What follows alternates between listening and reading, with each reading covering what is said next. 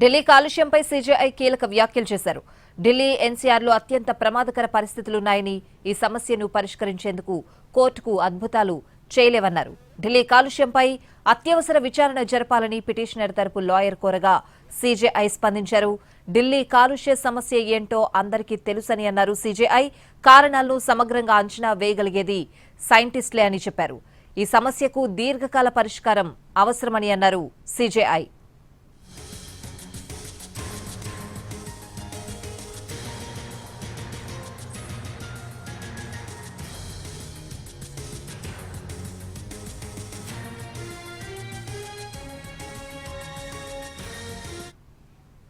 Delhi కాలుష్యంపై CJI కీలక వ్యాఖ్యలు చేశారు. ఢిల్లీ ఎన్సీఆర్లో అత్యంత ప్రమాదకర పరిస్థితులున్నాయని, ఈ సమస్యను పరిష్కరించేందుకు కోర్టుకు అద్భుతాలు చేయలేవని చెప్పారు సీజేఐ. పూర్తి అప్డేట్స్ అడిగి తెలుసుకుందాం. మా ప్రతినిధి రాజు ఢిల్లీ నుంచి లైవ్ లో సిద్ధంగా ఉన్నారు. రాజు.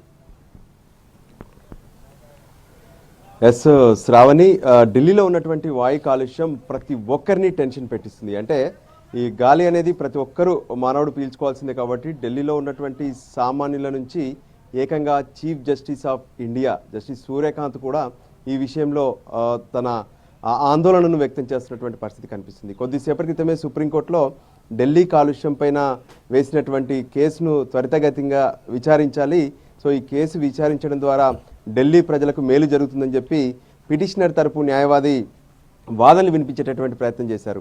అయితే సుప్రీంకోర్టు ఇప్పటికిప్పుడు ఎటువంటి అద్భుతాలు సృష్టించేటటువంటి నిర్ణయాన్ని వెలువరించలేదు. పైగా ఢిల్లీలో ఉన్నటువంటి ఈ విషయం ప్రతి ఒక్కరికి కూడా తెలుసు. సో అందరికీ తెలిసినప్పటికీ కూడా ఈ కేసు విషయంలో అసలు పరిష్కారం అనేది జరగడం లేదు. సో దీర్ఘకాలికంగా ఈ ఢిల్లీ పొల్యూషన్కు చెక్ పెట్టాల్సినటువంటి అవసరం ఉందనే విషయాన్ని చీఫ్ జస్టిస్ ఆఫ్ ఇండియా అభిప్రాయపడ్డారు స్వాతి. ఇక మరోవైపు ఏదైతే ఢిల్లీలో ఉన్నటువంటి ఈ పొగమంచు పరిస్థితులు, వాయు కాలుష్యం పరిస్థితులను మొత్తం సైంటిస్టులు స్టడీ చేయాల్సినటువంటి అవసరం ఉంది. అంతేకాదు ఢిల్లీ ప్రభుత్వం సైతం ఢిల్లీలో ఉన్నటువంటి ఏ ప్రాంతాల్లో ఎటువంటి నిర్ణయాలను తీసుకోవడం ద్వారా ఈ పొల్యూషన్ను తగ్గించగలుగుతామనే దాని విషయంలో ఒక నిర్ణయానికి రావాల్సినటువంటి అవసరం ఉంది. ప్రతి వింటర్ సీజన్ వచ్చిందంటే చాలు ఈ కేసు అనేది తెరపైకి వస్తుంటుంది. ఆ తర్వాత వింటర్ వెళ్ళిపోగానే, అంటే అప్పుడు కాలుష్యం ఉండదు కాబట్టి మళ్ళీ ఈ కేసు కనుమరుగైపోతుంది. అంటే ఇది సీజనల్గా మారిపోయింది. సో ఖచ్చితంగా ఈ కేసును విచారించాల్సినటువంటి అవసరం ఉంది. కానీ ఇప్పటికిప్పుడు కాదు, సోమవారం రోజున విచారిస్తామనే విషయాన్ని అటు చీఫ్ జస్టిస్ ఆఫ్ ఇండియా స్పష్టం చేస్తూనే, మరోపక్క ఢిల్లీలో ఉన్నటువంటి ప్రజలు మాత్రం తీవ్రంగా ఇబ్బందులు పడుతున్నారు. అంతేందుకు తాను సైతం బయటికి వెళ్ళాలంటే భయపడుతున్నాను, వాకింగ్ కూడా మానేశాను అనే విషయాన్ని స్పష్టం చేశారు. సో ఢిల్లీలో ఉన్నటువంటి వాయు కాలుష్య పరిస్థితులు ఎలా ఉన్నాయో చీఫ్ జస్టిస్ చేసినటువంటి కామెంట్స్ని చూసి మనం అర్థం చేసుకోవచ్చు. సో ఓవరాల్గా దీనికి దీర్ఘకాలికమైనటువంటి పరిష్కారం అనేది అవసరమనే విషయాన్ని చీఫ్ జస్టిస్ ఆఫ్ ఇండియా స్పష్టం చేశారు. దానికి అనుగుణంగానే ఢిల్లీ ప్రభుత్వంతో పాటు ఏదైతే ఈ పొల్యూషన్ మేనేజ్మెంట్కి సంబంధించినటువంటి వ్యవస్థలు కూడా పూర్తిగా పనిచేయాలి. ఈ కాలుష్యాన్ని స్టడీ చేసేందుకు ఏ కమిటీలు వేశారు ఏంటి అనే విషయాలను కూడా కోర్టు ముందు తెలపాల్సినటువంటి అవసరం ఉందనే విషయాన్ని చీఫ్ జస్టిస్ ఆఫ్ ఇండియా స్పష్టం చేశారు. మొత్తానికి సోమవారం రోజున ఈ కేసు విచారణ జరిగే అవకాశం కనిపిస్తుంది. ఇకపైన అంటే వింటర్ వెళ్ళిపోగానే ఈ కేసును పక్కన పెట్టేయకుండా దీనికోసం దీర్ఘకాలికంగా ఏదైతే పరిష్కారం కోసం రెగ్యులర్ విచారణ అవసరం ఉంది. సో ఆ తర్వాతనే దీనికి అంటూ ఒక సరైనటువంటి పరిష్కారం కలిగే అవకాశం ఉందనే విషయాన్ని కూడా ధర్మాసనం స్పష్టం చేసింది. స్వాతి. రాజు, ఎంత అంటే సీజనల్ సమస్యగా ఢిల్లీ పొల్యూషన్ ని చూసుకున్నా ఇప్పటి నుంచి ఇంకొక 3-4 నెలలు ఇబ్బంది పడాల్సిందే. ప్రజలు కూడా స్వచ్ఛందంగా బయటకు వచ్చి ఆందోళనలు చేస్తున్న పరిస్థితులు కనిపిస్తున్నాయి. మరి ప్రభుత్వం ఎలాంటి ఇనిషియేట్ తీసుకోవాలి, ఏం చేస్తే బాగుంటుందని ప్రజలు కూడా కోరుకుంటున్నారు.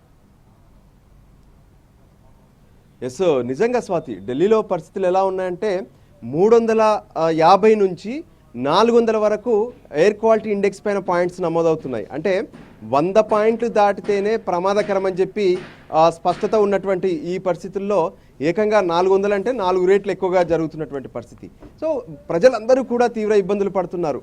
వృద్ధులు, చిన్నారులు అయితే ఆసుపత్రుల్లో చేరుతున్నటువంటి పరిస్థితి ఉంది. ప్రతి ఒక్కరూ శ్వాసకోశ ఇబ్బందులతో పాటు తలనొప్పి, గొంతు నొప్పి, లేదంటే రాషెస్, ఇటువంటి ఎన్నో సమస్యలతో సతమతం అవుతూనే ఉన్నారు. అందుకే ఆందోళనలు చేస్తున్నారు ఎక్కడికక్కడ ఈ కాలుష్యాన్ని తగ్గించేందుకు ఢిల్లీ ప్రభుత్వం ప్రయత్నాలు చేయాలని చెప్పి. అయితే ఢిల్లీ ప్రభుత్వం మాత్రం ఏ విధంగానైతే వాటర్ ట్యాంకర్ల ద్వారా అటు వాటర్ని ఏ విధంగానైతే స్ప్రింక్లింగ్ చేయడం, దాంతోపాటు వెహికల్స్ను తగ్గిస్తున్నామంటూ అటు ప్రభుత్వ కార్యాలయాలతో పాటు ప్రైవేట్ కార్యాలయాల్లో ఉన్నటువంటి సిబ్బందిని తగ్గించి పనిచేయండి, వర్క్ ఫ్రమ్ హోమ్ ఇవ్వండి అని చెప్తున్నారు. కానీ దీర్ఘకాలిక పరిష్కారాలు మాత్రం చేయట్లేదు. సో ఒక్కసారిగా ఈ సీజన్లోనే ఢిల్లీపైకి ఎందుకు ఇంత పొగ వచ్చి చేరుతుంది, ఈ పొగ మంచును ఎలా తగ్గించుకోవాలి, అంతేకాదు ఏ రకంగానైతే ఢిల్లీలో వెలువడుతున్నటువంటి కాలుష్య కారకాలేంటి, వీటన్నిటిని కూడా స్టడీ చేసి వాటికి చెక్ పెట్టాల్సినటువంటి అవసరం ఉంది. అందుకోసమే ఢిల్లీలో ఉన్నటువంటి ప్రజలతో పాటు ముఖ్యంగా చిన్నారుల అనారోగ్యాలపైనే ఎక్కువగా ఇబ్బందులు తలెత్తుతున్నాయి. ఆసుపత్రుల్లో చేరుతున్నటువంటి వాళ్ళ సంఖ్య కూడా క్రమేణా పెరుగుతుంది. సో ఈ నేపథ్యంలోనే కొంత ప్రైమరీ స్కూళ్లకు హైబ్రిడ్ విధానంలో క్లాసులు నిర్వహిస్తున్నప్పటికీ కూడా వాళ్ళందరి ఆరోగ్యాలను పరిగణలోకి తీసుకొని ఢిల్లీ ప్రభుత్వం కొన్ని కీలక నిర్ణయాలు తీసుకోవాల్సిన అవసరం ఉంది.